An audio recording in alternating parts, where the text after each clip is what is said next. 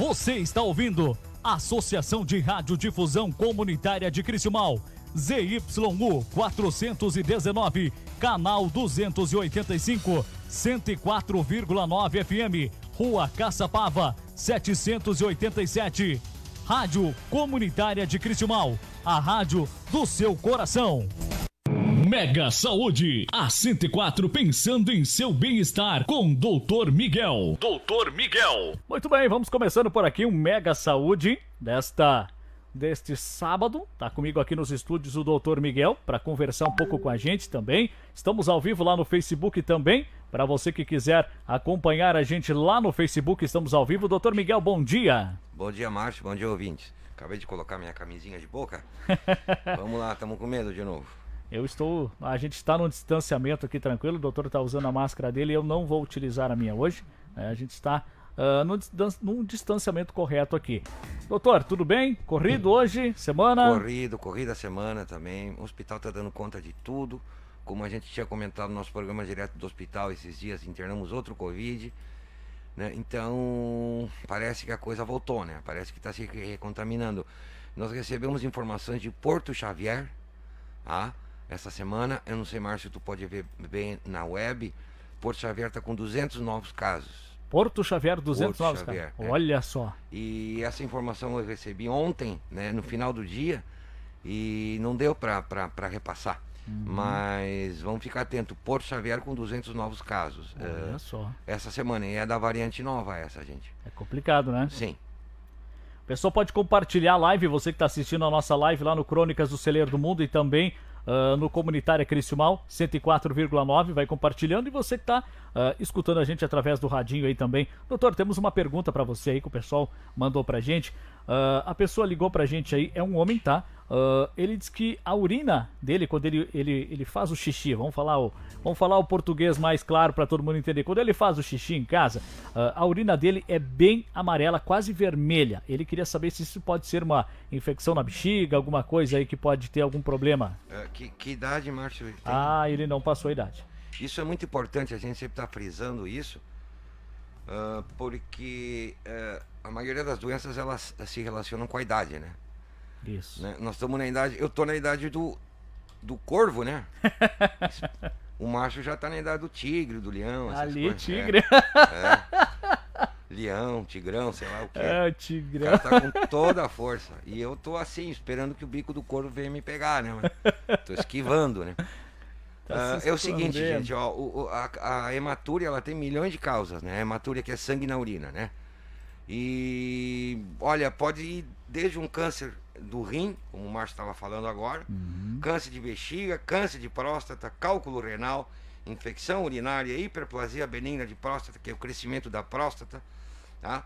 Glomerulonefrite, que é a infecção dos glomérulos renais, tá? Lá em cima no rim, lúpus, também pode aparecer assim.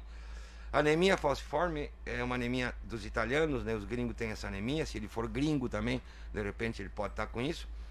Doença policística renal também, que começa a aparecer mais nos 30 e poucos anos, que são cistos de rim, né? Que vão comprimindo o rim e vão produzindo sangramento. Bom, depois acidentes traumáticos renais, né? Isso aí ele não deve ter tido, né? Uma queda de bicicleta ou uma queda em casa, às vezes, pode produzir isso aí. Também, não sei se ele foi submetido a algum procedimento, mas existe o trauma após a passagem de sonda renal, que também dá esse sangramento, tá? Também por manipulação cirúrgica, né? Até por endoscopia do sistema urinário também pode dar isso aí. Uma biópsia na próstata dá sangramento, uma biópsia no rim dá sangramento.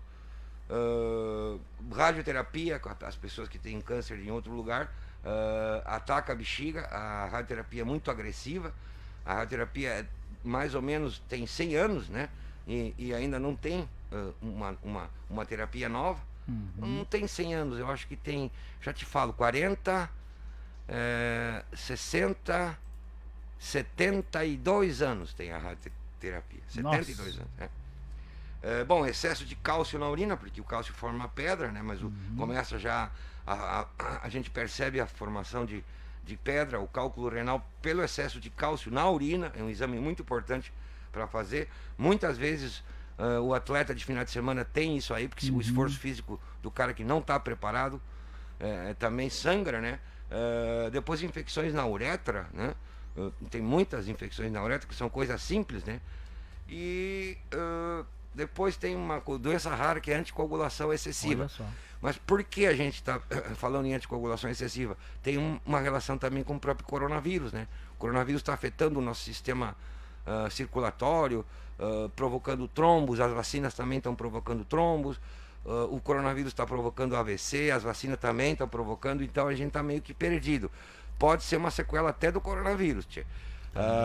Se a pessoa foi positivo e está sangrando, pode ser uma sequela do próprio vírus. Tá?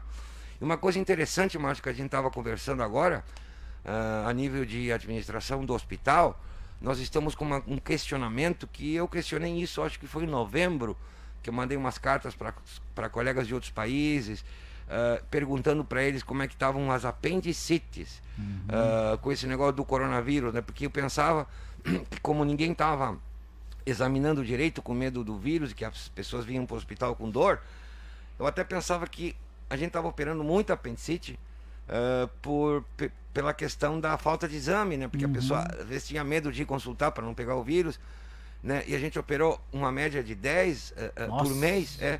E não é que agora outros hospitais estão questionando isso, mandaram uma carta pro Rafael, agora nós temos que conversar bem, né? Perguntando se tinha aumentado no hospital de Criciúma o índice de apendicites. Realmente aumentaram. Essa semana e a semana passada, eu acho que foram umas 8 ou 9. Nossa, só nessa semana aí e na semana passada? Em 15 dias.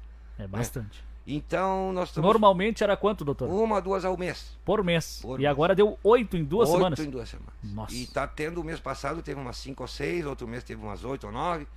E tá assim. Nós não sabemos ainda. De repente é uma complicação do coronavírus. Aí algo de se estudar, né, doutor? Porque a gente... Não é normal, né? Não, se não tava é normal. duas aí a 3 por mês e chegando agora a 8, né? Então, Então, não é normal. Por semana. Márcio, sabe o que é? O ideal seria a gente fazer um melhor mapeamento, né? E ver essas pessoas que a gente operou, se tiveram coronavírus ou foram pelo menos positivos, né? Pro antígeno, né? E ontem, por exemplo, a gente operou 2, né? 2, e a segunda era uma moça nova, né? E estava com insuficiência respiratória. E até a gente conversou com o anestesista, olha, de repente é um coronavírus. A gente testou, o antígeno deu negativo. Essa moça tinha sido testada, a gente desconfiou que era coronavírus. Nós vamos ter que fazer o anticorpo dela. Então, vamos ver se a gente consegue fazer um bom trabalho nesse sentido e colaborar, né, para o mundo, para ver se tem uma relação. Se tem uma relação, né? Nós não sabemos, Márcio, como tudo, a gente não sabe, mas pode ser. É uma informação em primeira plana que está discutindo no mundo e para variar é na comunitária, né? Fazer o quê? Aqui também o Luiz Carlos Vargas, ele colocou aqui que na semana passada aí ele fez uma cirurgia de apendicite também. E ele teve coronavírus em janeiro. Olha só. Teve coronavírus em janeiro. Olha só. Então, pode ter relação, né, doutor? Olha, então, muitíssimo obrigado, nosso ouvinte. Luiz Carlos Vargas, obrigado aí pela explanação, né? Ele então que fez cirurgia aí na semana passada de apendicite, né? E foi contaminado pelo coronavírus em janeiro. Então pode sim, né, ter essa relação, né, doutor? Então, pode, é bem isso que estão questionando a gente. Agora eu fiquei aliviado com isso também, doutor. Tu já teve apendicite? Eu não tenho mais apendicite, já cortaram fora. A gente brinca, né, mas é preocupante, né, doutor? Sim, é preocupante. Sim. Aqui agora, o pessoal colocou, a Veridiana colocou aqui pra gente, ó, sendo que na região aí, então, estão aumentando os casos de coronavírus com a nova variante. Qual a tua opinião, doutor, sobre a volta às aulas? Tenho 2 adolescentes, um de 13 e um de 17, querem voltar às aulas, o que fazer? É perigoso? Não é perigoso? É um tema que a gente discutiu bastante lá no Crônicas do Celeiro do Mundo, né? E hoje de manhã vai vir a Cirlei aqui também, daqui a pouco deve estar chegando por aí, para conversar um pouco com a gente sobre a volta às aulas também. Qual a tua opinião, doutor? Bom, a gente, como o Márcio muito bem frisou, a gente fez um programa quase exclusivamente sobre isso. Que dia foi, Márcio? Foi na sexta? Não, foi na quinta-feira. Na quinta-feira. A gente fez um programa com uma tremenda participação, eram 1.500 pessoas ao mesmo tempo, acho, praticamente. E não deu conta nem de ler os comentários, né? E eu sou contra, gente. Eu sou contra porque a gente não está preparado. Nós não estamos na Alemanha. Alemanha ou na Coreia, que eles estão bem mais preparados que a gente. Não vou me esquecer, ela tem filhos adolescentes, né? Isso, 13 e 17 anos. Olha, por mais que tu tente separar, né? Principalmente o de 13 anos, duvido que eles fiquem totalmente isolados, né? É muito complicado.